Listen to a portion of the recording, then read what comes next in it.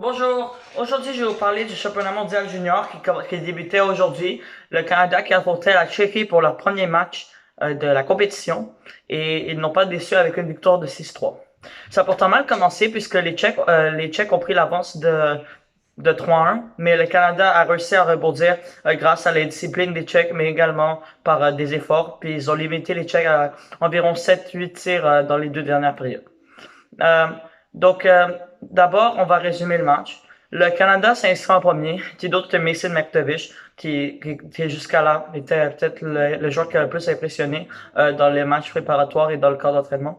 Mais les Tchèques ont vraiment rebondi rapidement avec 3 buts sans réplique. Et Sauzil a marqué le troisième, ce qui est quand même bon espoir. Mais moi, j'étais découragé. Je m'attendais à beaucoup plus du départ du Canada.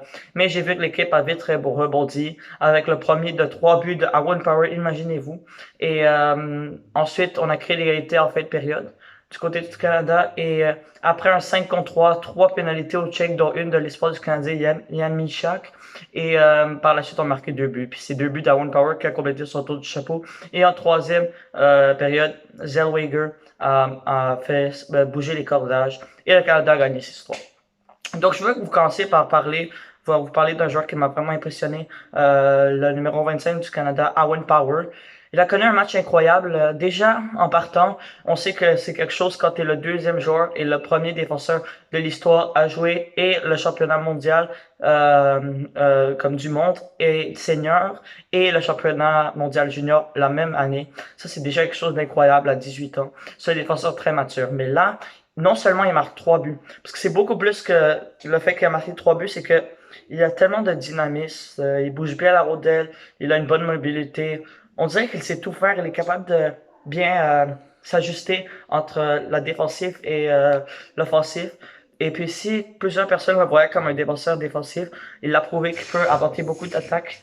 Puis sur l'avantage numérique, la 5 contre 3 plus particulièrement, il est le marqueur 2 fois.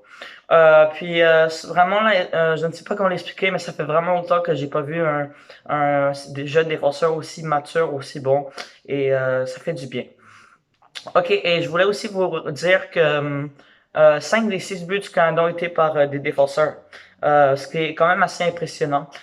Puis imaginez-vous quand les attaquants vont développer à quel point ça a été une machine offensive. Ça n'a pas été le meilleur match, mais reste que ça a quand même été une victoire de 6-3. Puis on doit penser qu'à partir de 3-1, le Canada a marqué 5 buts sans réplique quand même.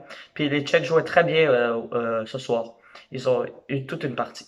Maintenant, peut-être on va parler des deux espoirs des Canadiens, les deux capitaines, un de chaque côté, Yann Michak et Caden Gooley, ces deux espoirs des Canadiens. Caden Gooley, un défenseur, et Yann Michak, un attaquant.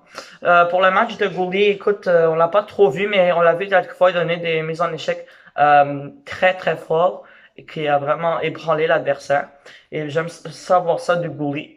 J'ai trouvé quand même, ben tu sais, au début ça a été un peu plus difficile pour tout le monde, puis ça a été difficile pour Gooley, mais il a réussi à s'ajuster et a connu une très bonne fin de match. Et puis j'ai hâte de voir encore plus de lui puisque il y a eu beaucoup d'avantages numériques 5 contre 3 pour le Canada, donc il n'a pas eu tant de temps de jeu, mais on verra tout au cours du tournoi.